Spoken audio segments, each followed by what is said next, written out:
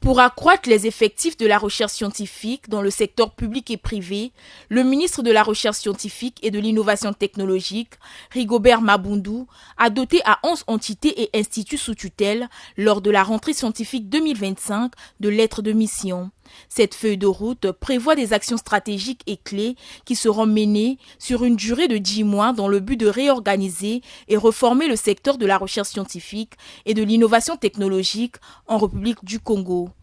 Au Congo, malgré la forte progression du niveau de formation moyen,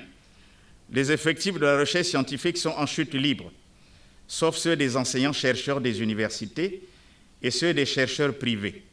Si cette tendance baissière n'est pas stoppée, le pays court le risque de compter un ministère chargé de la recherche scientifique sans chercheurs. Tels sont les défis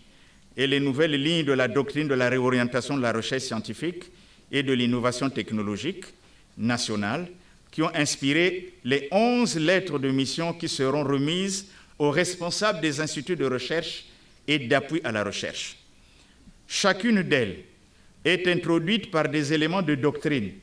et indique dans le corps central de la lettre les missions principales à accomplir pour la recherche et pour l'innovation. La mise en place de lettres de mission, qui traduit la volonté du gouvernement à relever les défis de la recherche, est pour les responsables de ces structures de la recherche un mécanisme indispensable à l'accomplissement de leurs tâches. Les instituts fonctionnaient à partir d'un programme qui était élaboré par chacune des structures. Or là, il s'agit